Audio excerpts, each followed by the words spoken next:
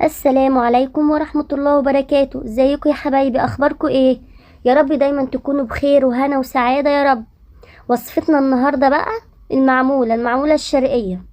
حاجة كده حكاية. شوفوا جمالها، شوفوا عاملة ازاي، والحشوة بتاعتها عاملة ازاي.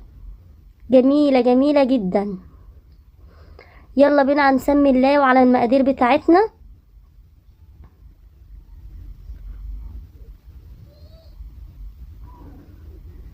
اول حاجة هنجيب كيلو دقيق معانا او 7 كوبايات المقدار، معلقة خميرة كبيرة، معلقة سكر كبيرة، معلقة بيكنج باودر صغيرة، وذرة ملح، كوباية ونص زيت، وكوباية ونص مية دافية، والمية مع الزيادة او النقص.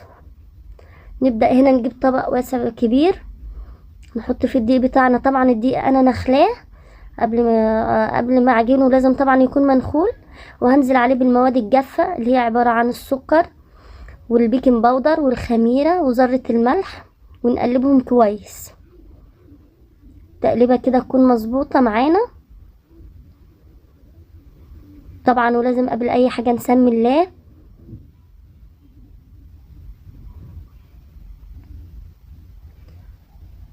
الطريقة اللي حضراتكم شايفينها كده. نبدأ بعد كده ننزل بالكوباية ونص المية الدافية وكوباية ونص زيت،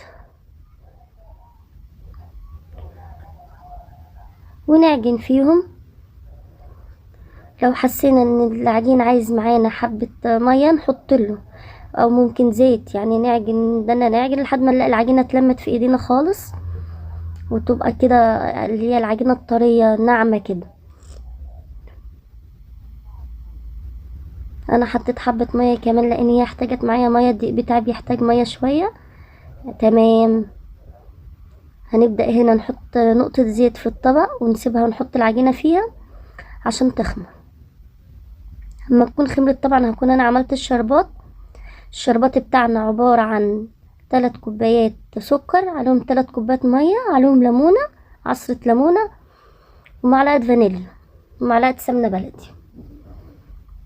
بتحطيهم على النار، 3 كوبايات مية و3 كوبايات سكر يغلوا غلوتين على النار لمدة 10 دقايق، وبعد كده تنزلي عليهم بعصرة الليمونة ياخدوا كمان 10 دقايق غلوة. وبعد كده بتحط عليهم معلقة الفانيليا ومعلقة السمنة وتقفلي عليهم. تمام. هنا على العجينة بتاعتنا خمرت اهيت ما شاء الله. هنبدأ نعمل الحشوة بتاعت المعمولة، وهي عبارة عن كوباية سكر وكوباية دقيق سميد ومعلقتين قرفة، ونقلبهم نحطهم على بعض ونقلبهم كويس. ونبدأ نكون مجهزين معانا ربع كوباية مية، والمية هنا هنحطها بالتدريج، مش هنحطها مرة واحدة، لان احنا مش عايزين الحشوة تبقى المية بتاعتها كتير. لان لو المية بتاعتها كتير الحشوة هتلاقيها ناشفة، بعد ما استوت في العجينة هتلاقيها ناشفة. احنا طبعا عايزينها طرية، فبتحطي مية بالراحة خالص، هي ربع كوباية مية واقل من الربع كوباية مية كمان.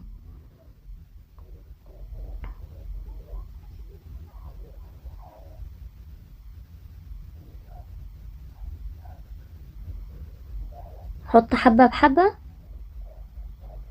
ونقلب. احنا عايزين نخليها زي الرمل المبلول كده، يا دوبك ان هو يتماسك بس، مش عايزينها سايبة سايبة تبقى تنشف معاكي في النار.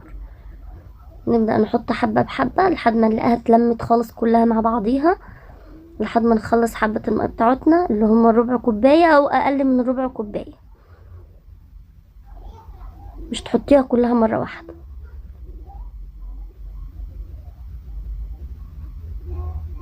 انا خلصت الحبة بتاعتي اهو.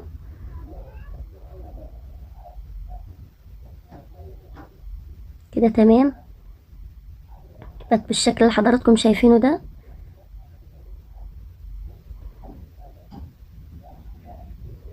اهو. نبدأ بقى نجيب صينية اللي احنا هنسوي فيها المعمولة. هنحط فيها نقطة زيت، ونقسم العجينة نصين. نص هنحطها في الصينية، نبدأ نفردها ونخلي الحروف بتاعت الصينية بارزة عشان لما نيجي نحط بارزة، عشان لما نيجي نحط الحشو بتاعها ما يطلعش منها ويتحرق. نبدأ نحط الحشوة، نوزعها، ونحاول بقدر الامكان ان احنا نبعدها عن الحروف زي ما انتوا شايفين كده. ونجيب صينية برضو تكون مستطيلة، عشان انا شغالة في صينية مستطيلة هفرد فيها قطعة العجينة التانية.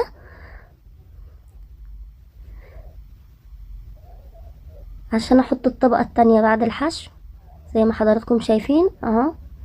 وهبدأ انزل بيها على الصينية، وابدأ بقى اسوي الحروف. انا عاملاها برضو الطبقة التانية ديت الحروف بتاعتها اوسع شوية، وابدأ ان انا انزلها تحت العجين بحيث ان هي تتغلف الحشو بتاعي ما يطلعش من الحروف يحرق ايه العجين بتاعتي.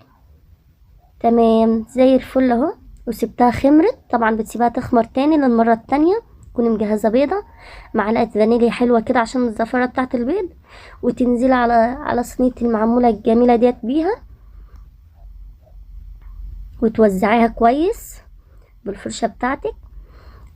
توزع البيض كويس على الوش. البيض بيدي طبعا تسوية حلوة، وبيدي لمعة حلوة المعمولة جدا. لو انت مش حابة البيض ما تحطيش، مش فيها مشكلة خالص، هتبقى برضو جميلة معاكي، بس هي بتدي لمعة حلوة كده في التسوية. زي الفل. طبعا انا مجهزة سمسم، نحط سمسم على الوش.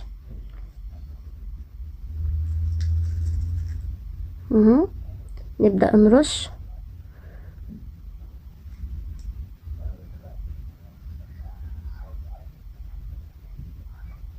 حابة برضو ما تحش مش تحطي سمسم ما تحطيش، حاجة ديت اختياري. تمام. نبدأ ان احنا نقطع المعمولة بتاعتنا قبل ما بندخلها الفرن.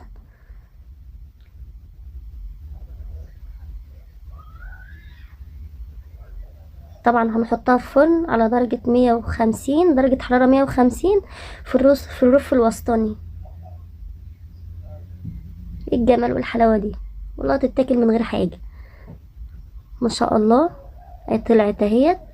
طبعا الشربات عندي كنت عملته خلاص برد، لازم الشربات يبقى بارد. المعمولة سخنة الشربات يبقى بارد. اول ما تطلع من الفرن تروحي نازلة على نازلة على المعمولة بالشربات ان شاء الله. بسم الله ما شاء الله. بصوا الشكل بتاعها جميل ازاي،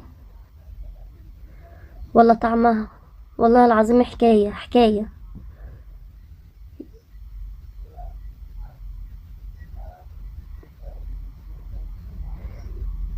وادي بقى خلاص اهوت بألف هنا وشفا. ويا ريت لو عجبكم الفيديو تضغطوا لي لايك واشتراك، ما تبخلوش عليا بيه. والسلام عليكم ورحمة الله وبركاته.